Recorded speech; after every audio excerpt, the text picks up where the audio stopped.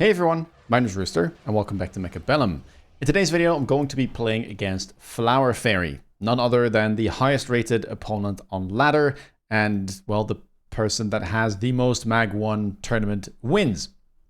In this game, I'm going to be playing aggro, and I'm going to be showcasing the power of Abyss. Now, I haven't been playing into Fairy that much as of late. I've often been playing kind of late EU times, which doesn't tend to line up that well with China, so I haven't been facing a lot of the strong 201 players, and, well, I've managed to face some of them now as I started playing a little bit earlier again.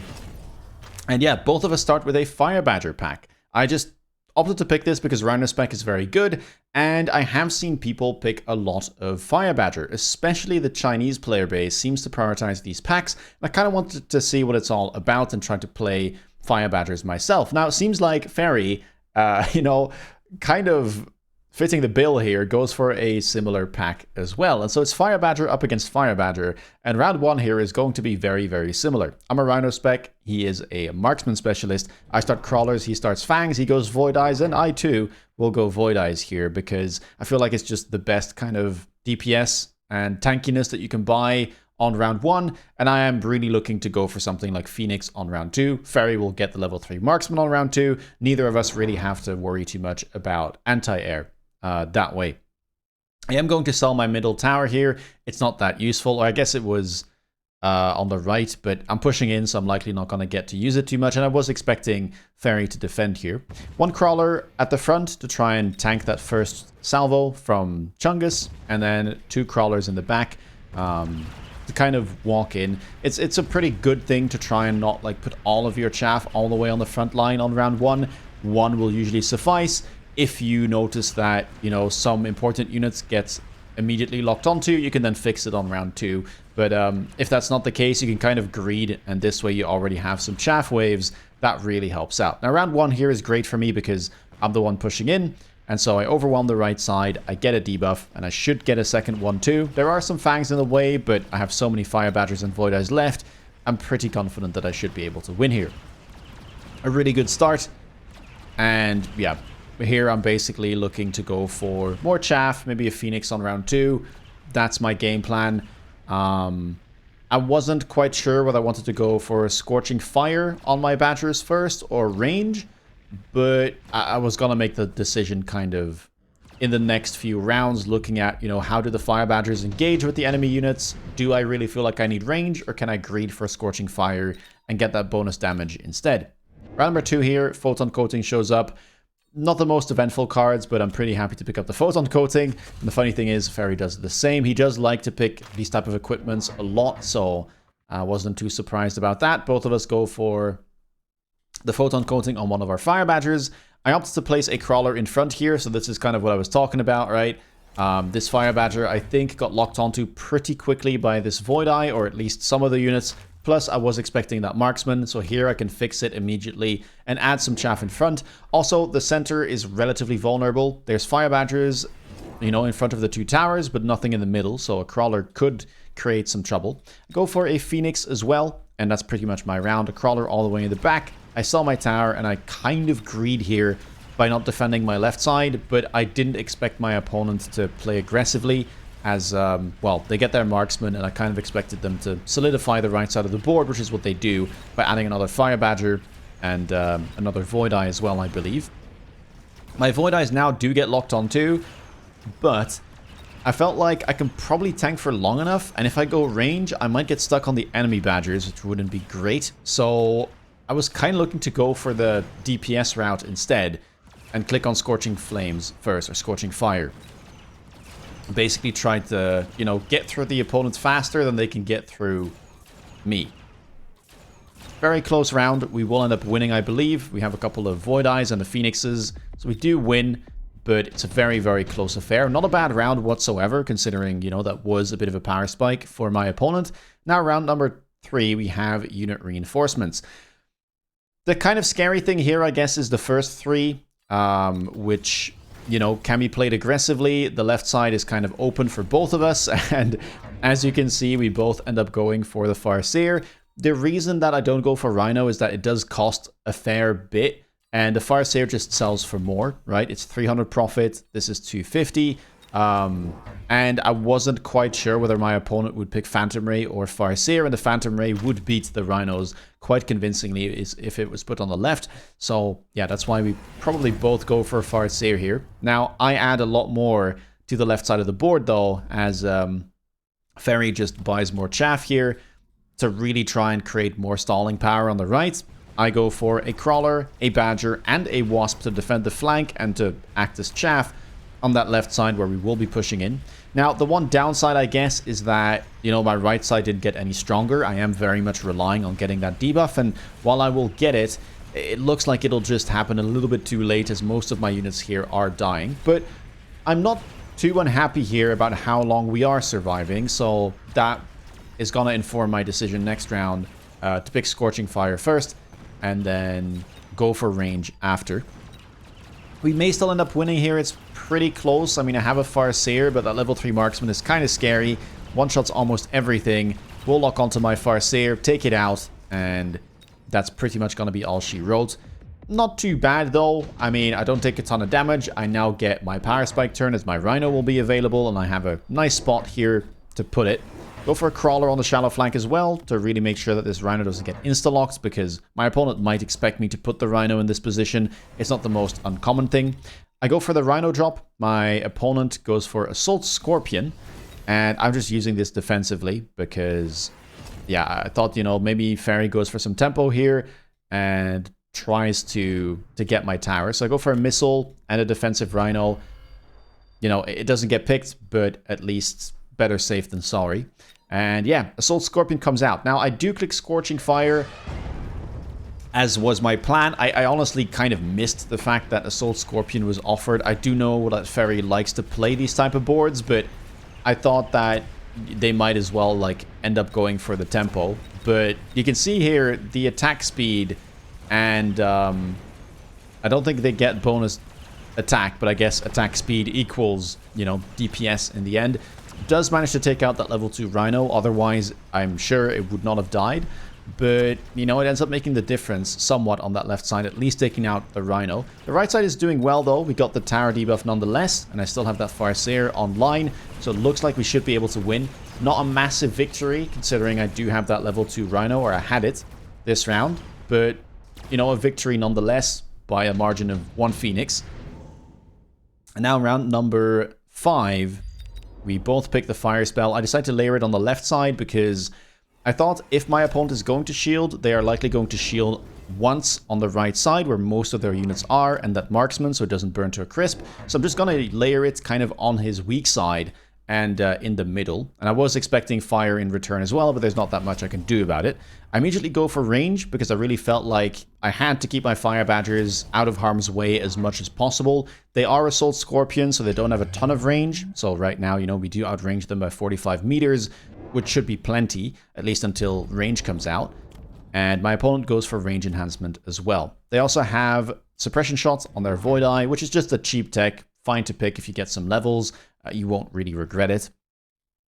And, I mean, that's about it. I think I just buy more chaff, more crawlers, because buying the second tech on the fire badgers was quite expensive. The fire does land as I'd hoped it would. The Rhino walks in. Hopefully it can take out that Scorpion. Not quite. It's very close, but I think with the help of the Wasps and that level 2 Farseer, I did take that level. We should be just fine. Couple of chaff units there actually getting in the way of the Scorpion, so my fire badgers are fine. The right side burning due to Ferry's own incendiary bomb, but it might end up killing some of their own units. Maybe we get a good debuff here. If we can get rid of that Scorpion, which again, 70 meters of range, it has to travel a long distance, we might just be able to win once again. Will depend a lot on this debuff timer, though. A couple of Void Eyes in there still during the debuff. Very scary. It's going to come down to my Farseer. It does its very best. But the Marksman, eyes on the prize, goes for the debuff, gets the tower. And I will end up losing here, but not without taking down almost everything. So once again, a very, very close fight in, you know, the early mid-game even. So lots to play for. Anything can happen still. My opponent is somewhat locked in already in Scorpion as regards, you know, their DPS unit. So that gives me a ton of information, and I felt like playing Abyss in this case. I think it pairs very nicely with things like Fire Badger and Sledge. Fire Badger being a bit better of a chaff clear unit, and Abyss is just wonderful into these, you know, larger ground-based tanks like Scorpion in this case, Fortress, Factory. Yeah, Abyss loves playing into that. And it's not bad into Badgers either. It's not great into things like regen sledges, but Badgers are slightly bigger, and so they do get hit, I think, twice by the Abyss Beam, which makes a world of difference. And so, yeah, I sell the Saber. I was thinking about keeping it, but when I did the math, it just didn't really, you know, play out nicely in terms of being able to buy the Abyss and still get all my other deployments down. So I just end up selling the Saber and going for my actual carry unit instead of keeping that Saber around, even though I know I will likely end up selling it. Go for a Crawler in that top flank as well. I just want to try and distract this Scorpion as much as possible, even though, yes, there is a Fire Badger there, but all the time I can buy for this to survive will be time that my Abyss gets to shoot at the important targets. I also go for Oil in the middle here because I didn't think my opponent would necessarily shield. They already bought a shield, I think, last turn, which broke, and they've got other stuff to do, like ranging their Scorpion. They take the Raiden, and the fire very nicely lands. So even if my Fire Badgers go down, we can do, you know, big damage to some of the smaller units on that side of the field. I'm not planning to win that side. I'm just planning to stall it so that my left side, which should be stronger, you know, can get the win. Nice debuff there. Saves my Farseer, and now we just have to make the journey over. Raiden doesn't stand a chance in this case against Abyss. There's no ionization on the bar, so I wasn't really expecting that to be kept. And so another good round here. We finally should start dealing at least a nice amount of damage. Farseer even helping out there. Abyss gonna take the kill. And that will be round 6 as we now enter round 7. Last round basically of the mid-game. Efficient tech research shows up, immediately picked up by Fairy. I don't think that's correct. I think that's just strictly a mistake. They already picked 3 techs. You have to pick 3 techs on top to break even with that card, and breaking even isn't really worth it because you're putting yourself, you know, behind in resources until you break even. So you want to get 4 techs at the very least. Now, they go Napalm, they go range on the melting point, so it is 2, but I just don't think it's really worth picking that card. Yeah, because once you've done that, like, what else are you gonna do? Maybe like Mustangs with range at some point, and then you're breaking even. But on this particular round, you're still down 50 resources. So yeah, very greedy option. I just don't like it that much. If you've already picked a tech or 2, it's not gonna make or break your game. You're not gonna make massive amounts of profit no matter what. So yeah, I don't think it's worth snap picking like that. I decided to skip. There's nothing interesting in it for me. And, well, I have Titans to buy. Another Abyss here on that right side. As, you know, I do expect my opponent to try and answer on the left, but they might not have the resources to answer on the right as well. Another Crawler here on the shallow flank to distract this Scorpion. And another Badger as well to help out my Abyss. This Crawler also has, of course, the job of protecting this Fire Badger for as long as possible. And now that I see Napalm, my mind immediately goes to double defense enhancement, Subterranean Blitz. Now, thankfully, I had the money to go double defense enhancement naturally. Whenever I have the money, I very much like grabbing these. And I didn't feel like I needed damage. I already have Scorching Fire. All of those buffs are additive. So, you know, health just seemed like the better pick. Now I can play towards something like Subterranean Blitz to help my Crawler survive the fire. Nice benefit as well is that the fire also ends up killing perhaps some of the opponent's units. The Wasps on the left side are doing great. My Abyss does go down. I think there was a deep flank coming in which stalled the Wasps, and therefore they weren't tanking for my Abyss. But maybe here I can get away with a debuff. I don't. In fact, the Scorpion there knows the mission, gets the debuff, and I end up losing the round. Very close. If I get that debuff, I would win. But it's fine. We have quite a lot of hit points. We don't take that much damage. And round number 8. Now, normally I wouldn't really think too much about this. You could go additional deployment slot, but considering I'm buying, you know, a lot of Abysses, I didn't really think I would get a lot of value out of it. And I thought to myself, what are the odds that Fairy is actually going to be shielding here? I don't think the odds are very high, because there's a lot of things that they need to purchase. Another Melter, maybe a third Melter. maybe some other techs, some level ups. And a lot of people don't really expect Acid to get picked, especially when, you know, you're playing on the offense, because you might end up walking into it yourself. So I thought, you know, maybe it's fine to just take the risk. It's not a very expensive spell, and if it lands and it sits there for 2 turns, that might just, you know, be the game. Like, that might just end up winning me the whole thing. So yeah, I decided to layer it on the left side, where I thought maybe, you know, they wouldn't shield, because I still think my right side is kind of the scariest, perhaps. And yeah, Subterranean Blitz gets clicked. Another Fire Badger in the middle with a Crawler. I didn't really want stuff to get immediately locked onto, perhaps missiled, and I did want to try and target these Fangs and Crawlers that my opponent has. Acid looks like it will land. There's no money left for my opponent, only 50 resources. And yeah, Rhino going to get dropped here on top of the Scorpion, or at least next to it. There's not much for me to do about it. My opponent didn't pick the spell, so I don't have to use it defensively. And I'm going to beacon here on the right. I do missile that Crawler that was on the deep flank. Not really necessary to put a Chaff Deer unit in front of that. We're at the stage of the game where you can expend a missile a turn and it's going to be completely fine.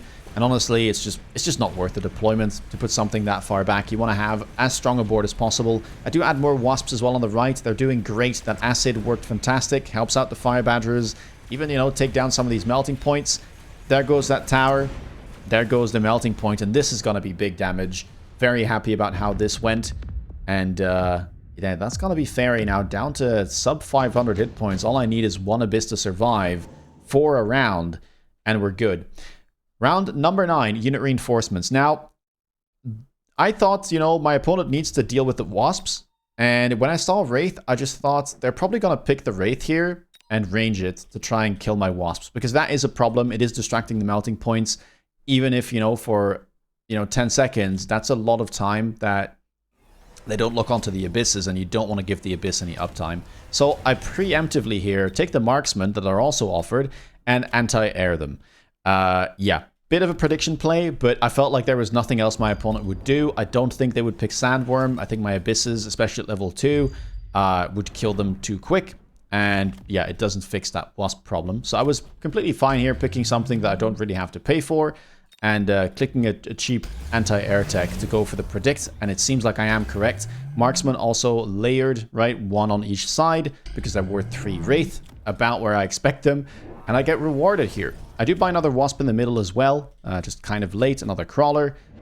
We are loaning, temp range, temp speed, of course, layering fire on that right side.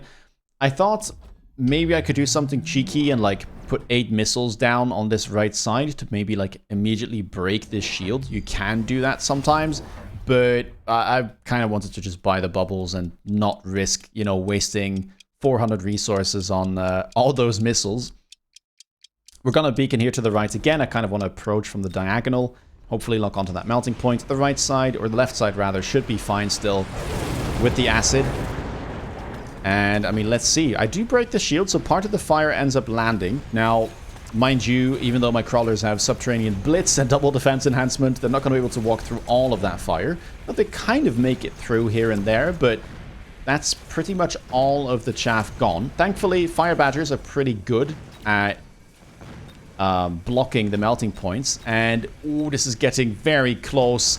But I will eventually take down the tower. The Marksman, thankfully, helping out there, gets that debuff as energy absorption was picked up. Doing a massive job on the left, healing back up that melting point from basically no hit points at all. But it's still stuck in that Acid and not walking very fast. If I can get the debuff here, I think we should be fine. My Abyss is not very healthy, but with the debuff, it will be able to finish the job. And we have just enough units to get the victory. Yeah. Quite happy with this one. I don't beat Fairy that often, but I think this time we had good reads. We had a good setup. Fire Badger felt good. Opponent went into Scorpion early. We identified that Abyss, you know, is a good move there, as there was a lot of anti-air, and it pays off. Subterranean Blitz Crawlers still very, very good. You know, just make sure that you have a ton of chaff and you'll be just fine. And some nice predicts in there as well. That last Marksman AA predict into the Wraith definitely did help. We got a lot of early lock-ons, and I mean, you know, there's not much that could have happened differently here, or we wouldn't have gotten that win that round. But yeah, a nice one. Now, if the game went on longer, not exactly sure what I would have done. I could think about something like swarm missiles. More abysses, of course, would help. At this point, you can probably also go for triple tech wasp. I really do think this is very good. So like range, EMP, AA are great, even against Wraith. You just disable everything. You disable the melting points. And yeah, I mean, it's often going to be enough to win, you know, at least one round. And it just scales very nicely. Anyway, if you guys enjoyed this video, please leave a thumbs up and leave down in the comments below what you thought about it and whether or not you've played, you know, this type of Fire Badger aggro with Abyss. If you want to stay up to date with my latest content, please consider subscribing. And if you want to see me play live, check me out on Twitch. With that being said, take care, guys, and see you in the next video. Bye-bye.